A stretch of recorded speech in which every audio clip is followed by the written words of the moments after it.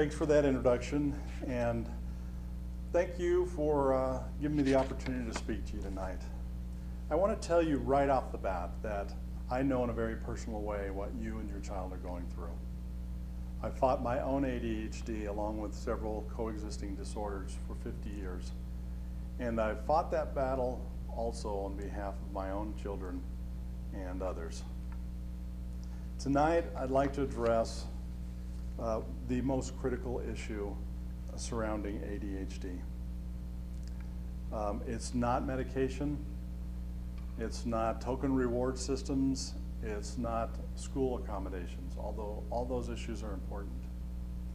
But when I talk to parents about their child's ADHD, my biggest concern is the impact the disorder is having on their child's self-esteem. A mother recently described to me her daughter's failed attempt to make her 9th grade volleyball team. She told me how her anxiety disorder and her lack of focus, basically her ADHD, got in her way. My heart went out to her. It made me think back on how devastated I was as a 9th grader getting cut from the basketball team. I was the only player the coach didn't play in the scrimmage game to determine the roster. With 2 minutes left in the scrimmage game, he turned to where I was sitting next to Bruce Perry, who I considered to be a genuine klutz, and said, "Okay, Bruce, you're in." I watched Bruce almost trip as he ran out on the floor. I sat there humiliated and frustrated. This mother also described to me her daughter's difficulty making friends and being snubbed by her peers and in some cases their parents. By her age, I had finally acquired a couple of good friends. And I say good friends, but they helped me get into a lot of trouble over the next few years. But throughout grade school, I remember wondering what other kids did when they hung out at each other's houses. It was like I was on an island, or even worse, I was in a lifeboat being towed behind a cruise ship full of friends and fun. The feeling of isolation can be crushing, especially for this teenage daughter.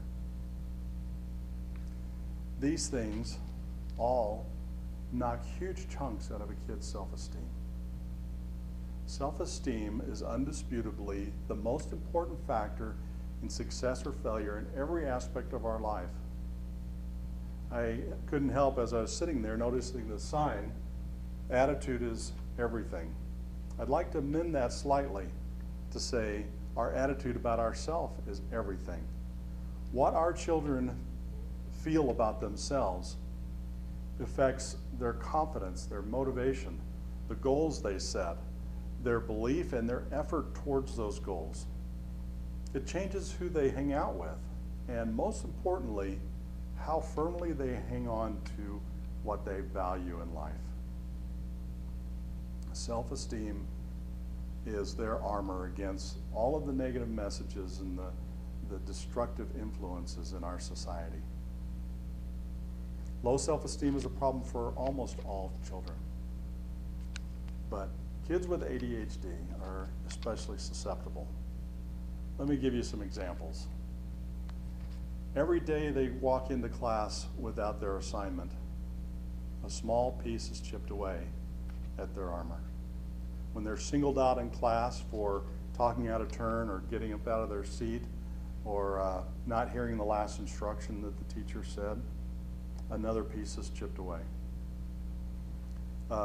When their behavior card is turned over, when they miss recess because of something they did, or getting sent to the principal's office, these all damage their shield of self-esteem.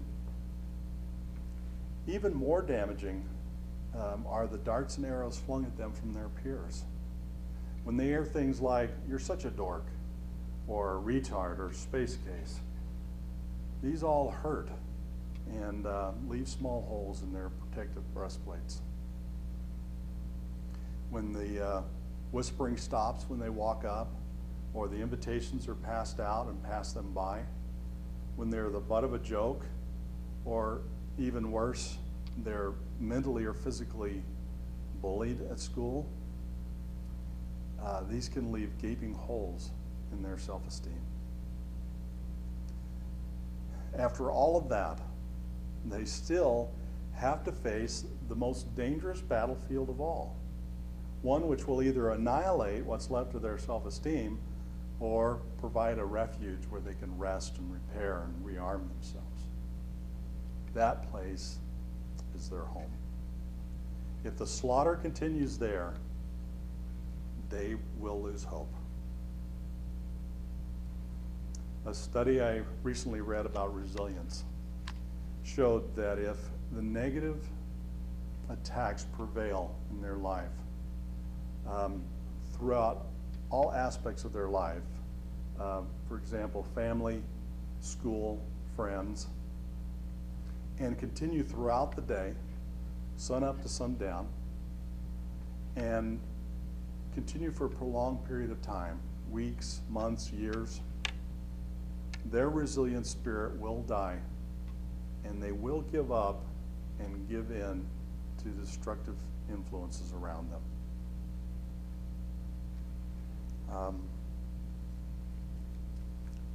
ADHD is a tough foe. If our children give up, they will fall into very self-destructive behaviors.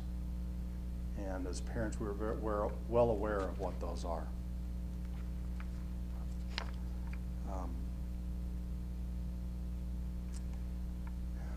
If we as parents are guardians of their resilience or self-esteem, and I believe that to be true, how do we protect and rebuild that self-esteem? There are many simple ways that we can do that, and I could speak on these for hours. But with the time that I have tonight, let me just cover a basic starting point.